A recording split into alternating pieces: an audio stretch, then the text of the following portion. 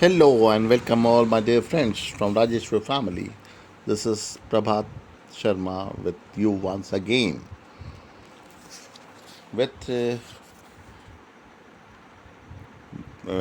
lesson 4 from the diary of Annie Frank, a diary written by Annie Frank herself during the Second World War. So we shall have a reading to the lesson before we move further on the. So take out your books, the first flight, the textbook in English for class 10. And take out page number 5050. Got it, everyone? Page number 50 from first flight. Shall we resume reading? Okay. Lend me your ears. Please pay attention. Look in your books. We shall begin the reading of the entire lesson first. Right, guys? So, shall I begin? Okay, 1, 2, 3, start. Writing in a diary is a really strange experience for someone like me. Not because I've never written anything before, but also because it seems to me that later on neither I nor anyone else will be interested in the musings of a 13-year-old schoolgirl. Oh well, it doesn't matter. I feel like writing, and I have an even greater need to get all kinds of things off my chest. Paper has more patience than people. I thought of this saying on one of those days when I was feeling a little depressed and was sitting at home with my chin in my hands, bored and listless, wondering whether to stay in or to go out. I finally stayed where I was, brooding. Yes, paper does have more patience, and since I'm not planning to let anyone else read the stiff backed notebook, grandly referred to as a diary, unless I should ever find a real friend. It probably won't make a bit of difference. Now I am back to the point that prompted me to keep a diary in the first place. I don't have a friend. Let me put it more clearly, since no one will believe that a 13-year-old girl is completely alone in the world. And I'm not. I have loving parents and a 16-year-old sister. And there are about 30 people I can call friends. I have a family, loving aunts, and a good home. No, on the surface, I seem to have everything except my one true friend. All I think about when I'm with friends is having a good time. I can't bring myself to talk about anything but ordinary, everyday things. We don't seem to be able to get any closer, and that's the problem. Maybe it's my fault that we don't confide in each other. In any case, that's just how things are, and unfortunately, they are not liable to change. This is why I've started the diary.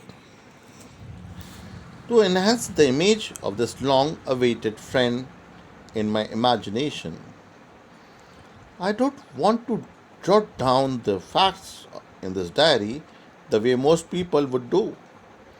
But I want the diary to be my friend, and I am going to call this friend as Kitty. So now first page of reading is over, page number 50. We move on to page 51 now.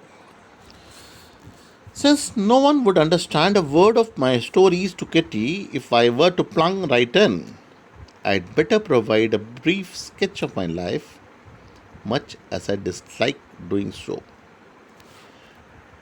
My father, the most adorable father I have ever seen, didn't marry my mother until he was 36 and she was 25. My sister Margaret was born in Frankfurt in Germany in 1926. I was born on 20th of June 1929. I lived in Frankfurt until I was 4. My father emigrated to Holland in 1933. My mother, idiot Hollander Frank, went with him to Holland in September, while Margot and I were sent to Aachen to stay with her grandmother. Margaret went to Holland in December and I followed in February when I was plunked down on the table as a birthday present for Margaret. I started right away at a Montessori nursery school. I stayed there until I was 6, at which time I started in the first form. In the sixth form, my teacher was Mrs. Copperus, the headmistress. At the end of the year, we both were in tears as we said a heartbreaking farewell.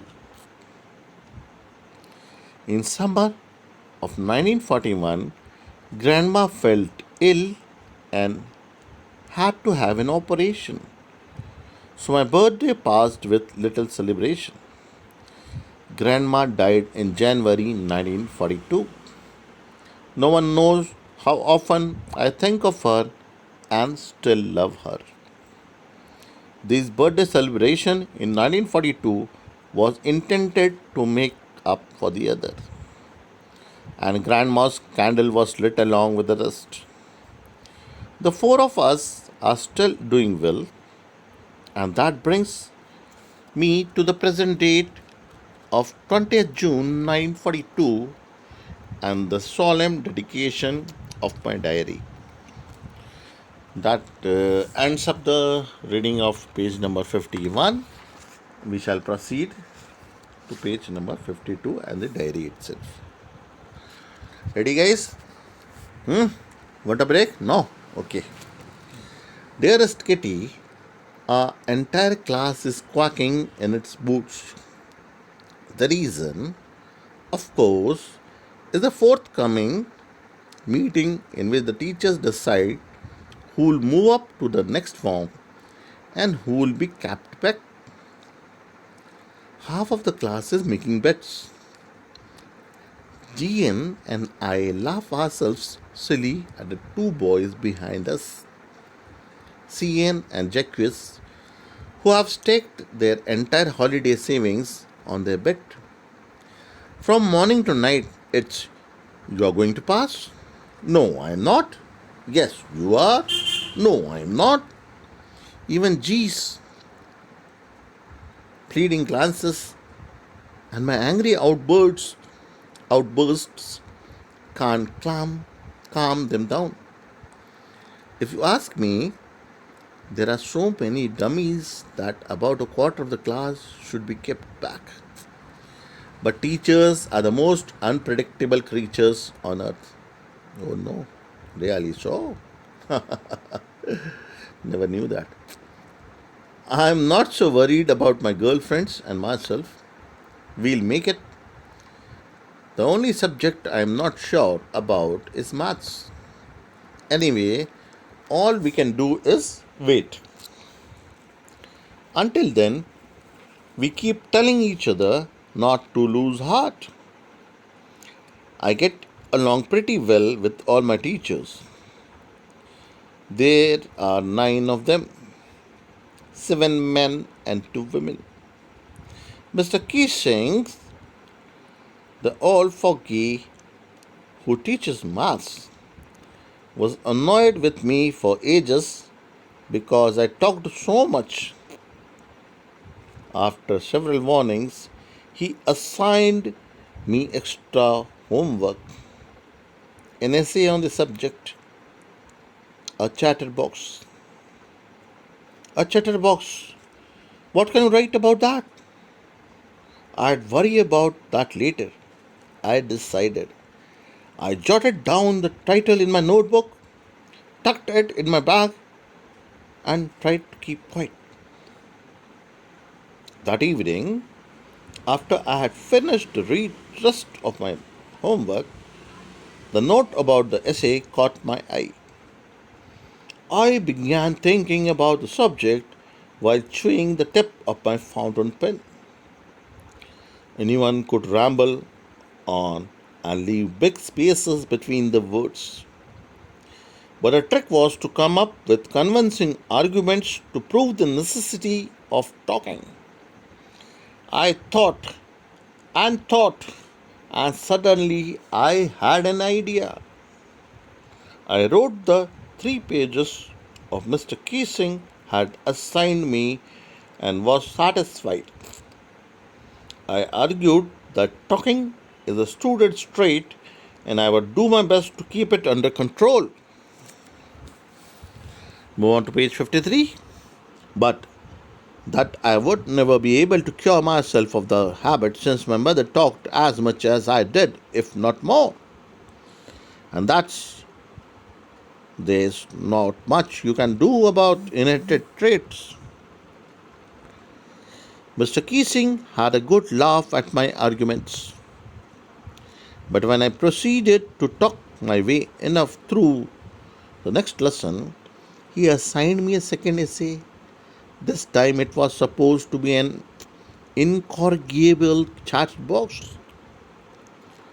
I handed it in, and Mr. Keesing had nothing to complain about for 2 whole lessons. However, during the third lesson, he'd finally had enough. Annie Frank, as punishment for talking in class, write an essay entitled Quack, Quack, Quack, said Mistress Chatterbox. The class roared. I had to laugh too, though I had nearly exhausted in my ingenuity on the topic of chatterboxes. It was time to come up with something else, something original. My friend, Sani, who's good enough at poetry, offered to help me write the essay from beginning to end in verse, and I jumped for joy. Mr. Kissing was trying to play a joke on me with this ridiculous subject, but I'd make sure the joke was on him. I finished my poem and it was beautiful. It was about a mother duck and a father swan with 3 baby ducklings who were bitten to death by the father because they quacked too much. Luckily, Mr. Kissing took the joke the right way. He read the poem to the class, adding his own comments and to several other classes as well. Since then, I have been allowed to talk and haven't been assigned any extra homework. On the contrary, Mr. Keesing's always making jokes these days. Yours any. And this much was extracted from Diary of the Young Girl, although with slight adaptation. Okay. So thank you all for listening me. Thank you so much. Goodbye. Good luck. Take care.